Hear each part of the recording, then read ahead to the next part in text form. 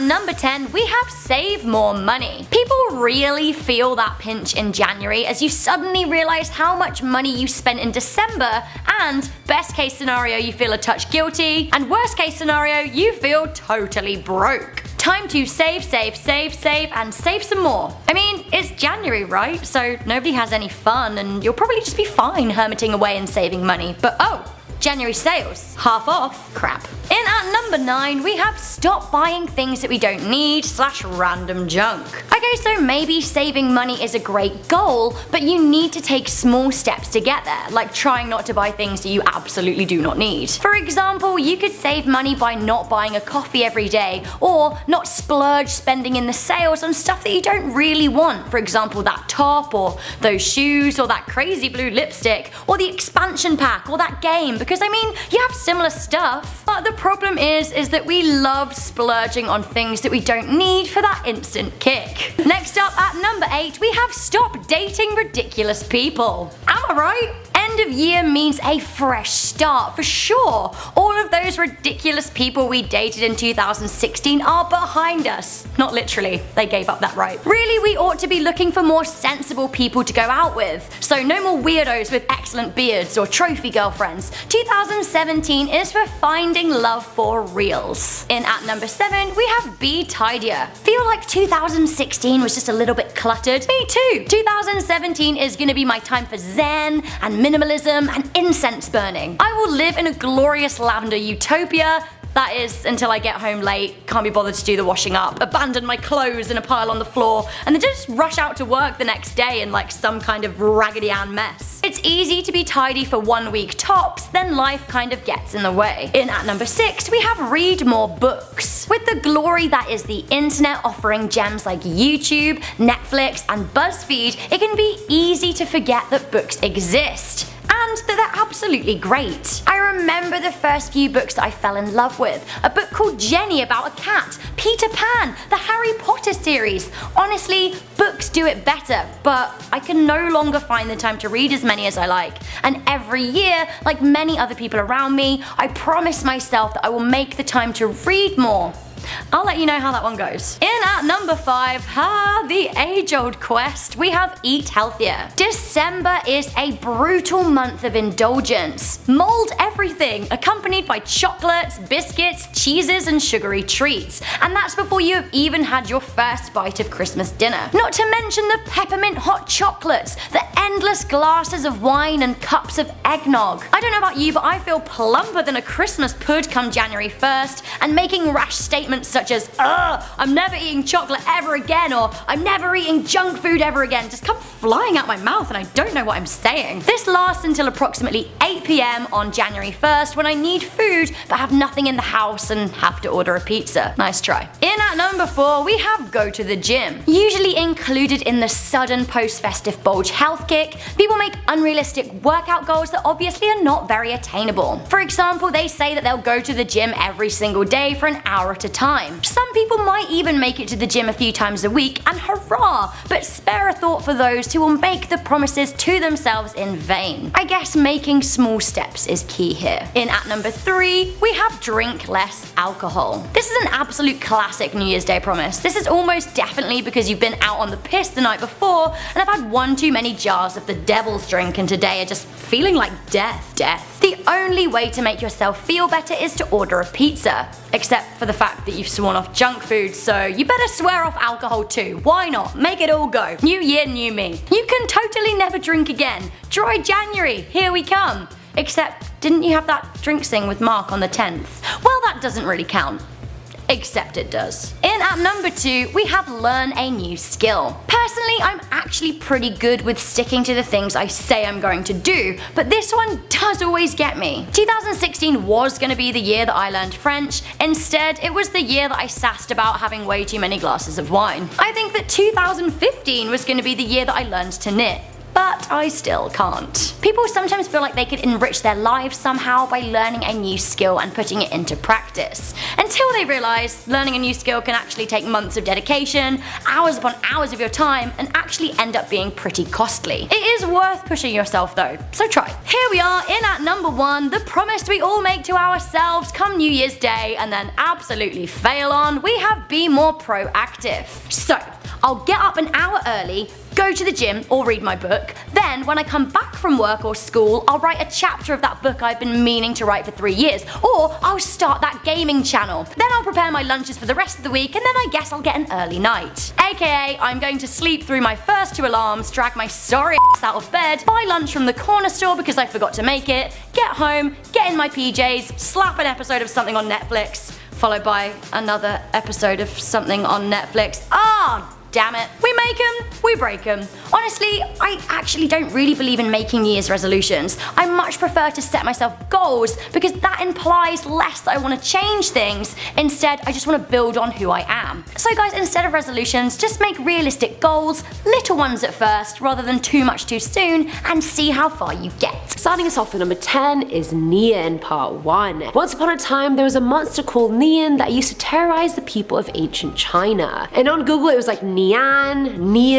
I didn't ask Sean about this one, I'm sorry. Despite living at the bottom of the sea, it would come up every New Year's Eve to ravage all the livestock and crops. Any child that was unlucky enough to be outside at the time would disappear, never to be seen again. Looks-wise, the monster had sharp horns and a very long head. Many accounts say it looked like a flat-faced lion with huge incisors and a dog's body. It was meant to be larger than an elephant, so I mean the 1v1 battle between me and it is looking not great for me. To defend themselves against the beast, locals would flee to the mountains or board up their houses so Nian couldn't get inside. So because of that, Chinese New Year always came with a big helping of misery and fear. But obviously the story doesn't end there. Coming in at number 9 is Nian Part 2. So how did the Chinese rid themselves of this beast? I looked at a few different sources and some claim it was because one year a beggar came to seek shelter, whereas other sources say it was a sage. Either way, one or the other strolled in during the chaotic time when everyone was fleeing, since the monster's time to shine was right around the corner, and only one elderly woman actually agreed to take the man in, and he promised in return that he would send Nian packing. The man put red paper on all the doors of the village, and when Nian came and saw them, he was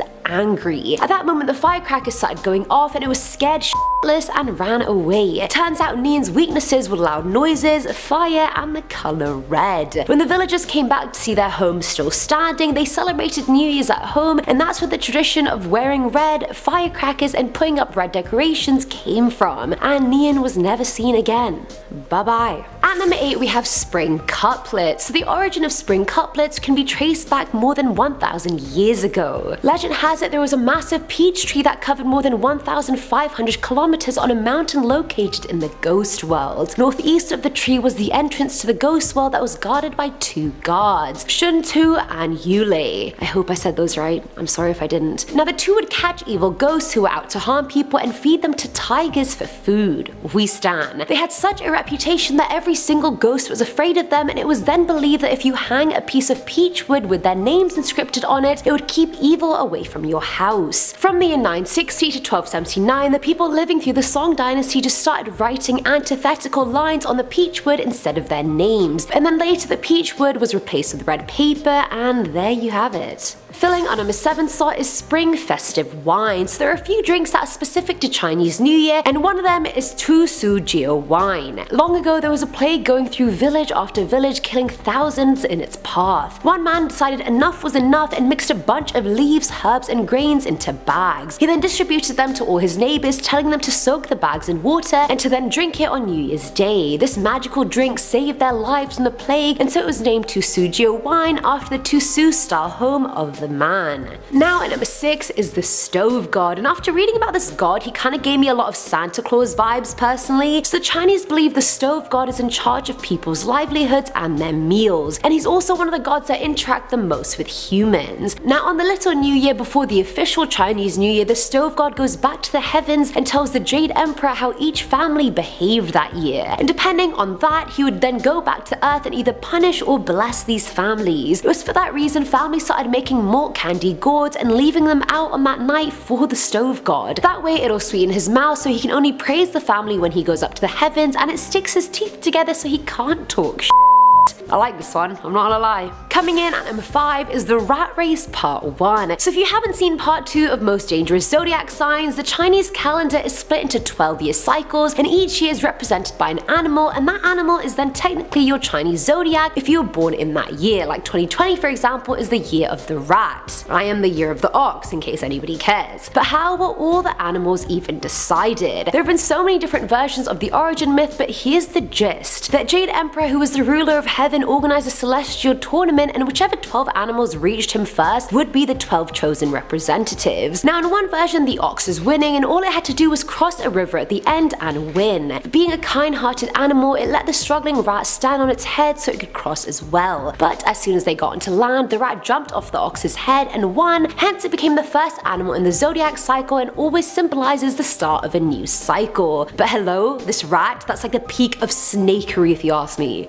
At number 4 is the Rat Race Part 2. Now if you thought the rat was a snake in that version, boy, you don't even know what's coming. So in another version of the story, the cat and a rat were meant to go to the race together, but the rat either told him the wrong date on purpose, or it slipped some sleeping pill into his tea the night before and so he overslept. Either way, the rat majorly snaked the cat, and that's why it was never featured in the Chinese zodiacs, and that's also apparently what started the animosity between cats and rats. Who already knows? Now when the rat was on his way, he met the ox and they made a deal. If the ox carried him over the river, the rat would sing to him, but we already know how that turned out. Let's not talk about it. Then came the tiger and rabbit. The dragon could have won the whole thing, but it took a detour in order to save a nearby village from a flood. We stan a hero, we really do. The snake came at the exact same time the dragon did, but obviously if both are approaching you, which one are you gonna see first? Exactly. Then came the horse and goat, who traveled together, but obviously horses are a lot faster than goats, so that was the end of that. Then came the trio of monkey, rooster and dog that came after, having to help a god in another country, cause duty calls, you know, you gotta do what you gotta do. And finally, last but not least, was the pig. The pig came last because its home was destroyed by a wolf, so it had to rebuild its house before joining the race. Heavy duty work, people. All in all, the conclusion here is that the rat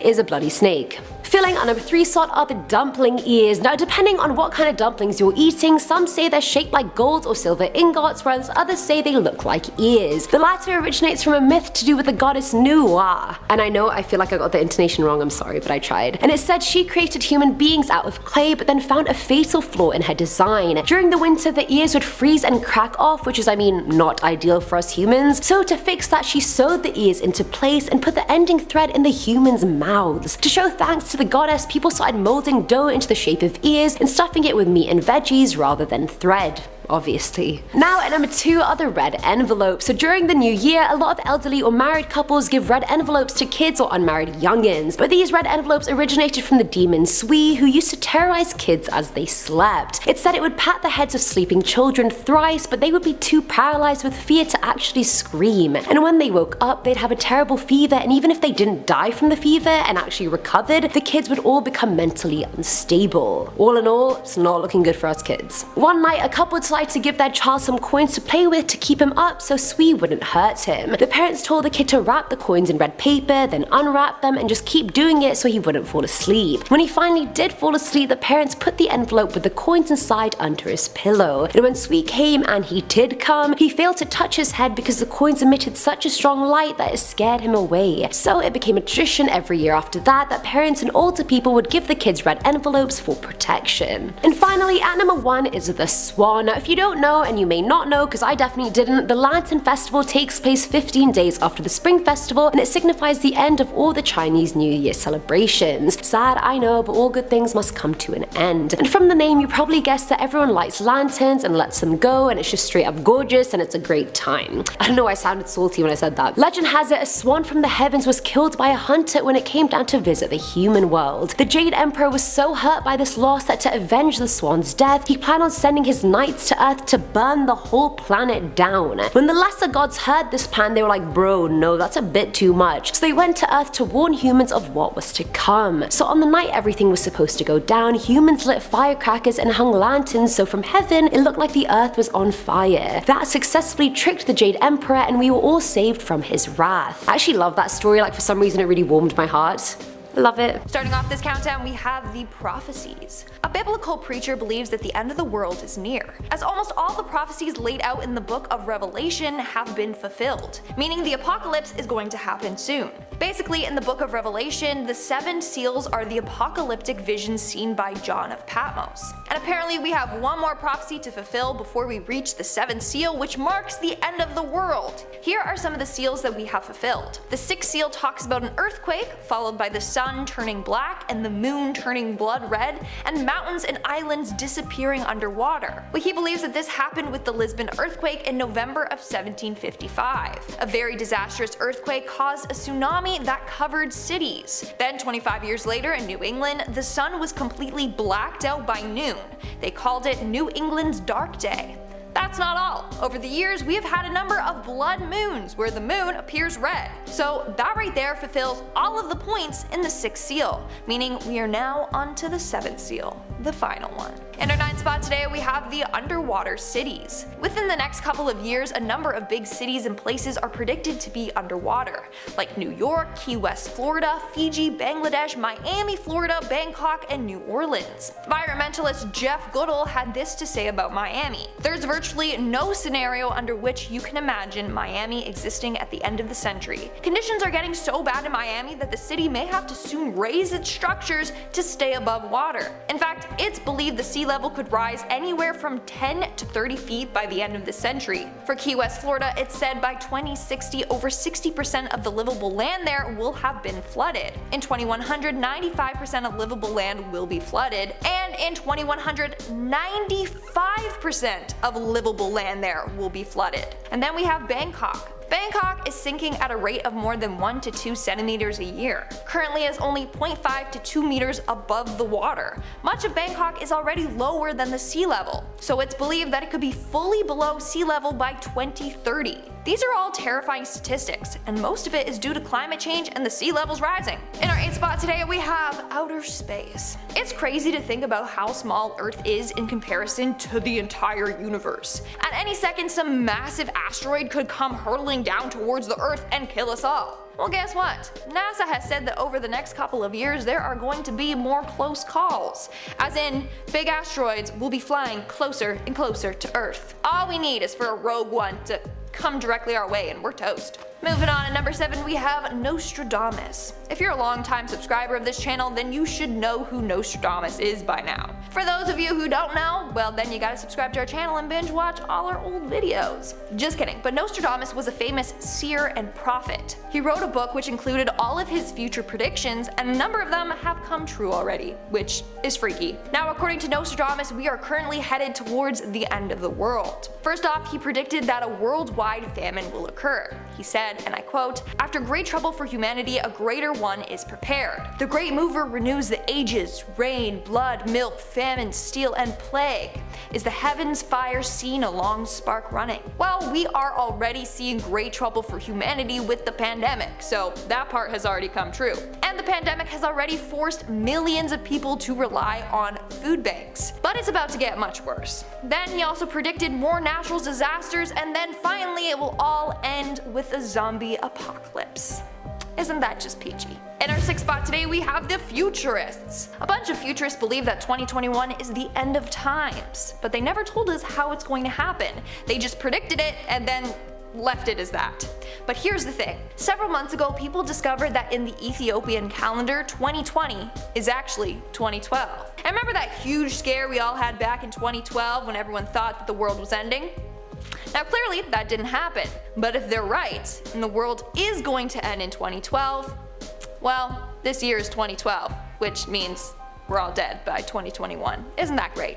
We're now at our 5th and halfway mark with Baba Vanga's predictions. Baba Vanga is another famous prophet in history. In fact, 85% of her predictions have come true, so she does have some legitimacy behind her name, which makes this next prediction very scary. For 2021 and the upcoming years, Baba Vanga predicted great disasters.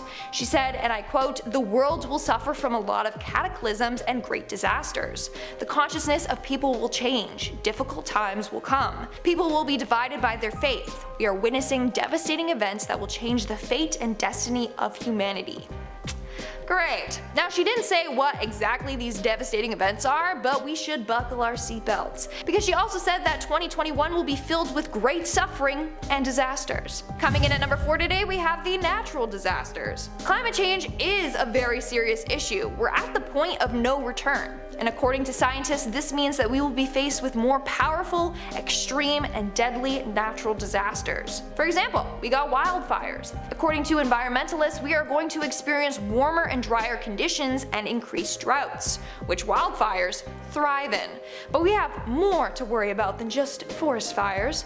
Massive hurricanes and tsunamis will be on the rise. I mean, just recently we were hit with Hurricane Ida. This hurricane flooded New York City and New Jersey. They saw levels of rainfall they have never seen before. Residents were left trapped in flooded cars and basements, and tornadoes whipped through the air, destroying towns and homes.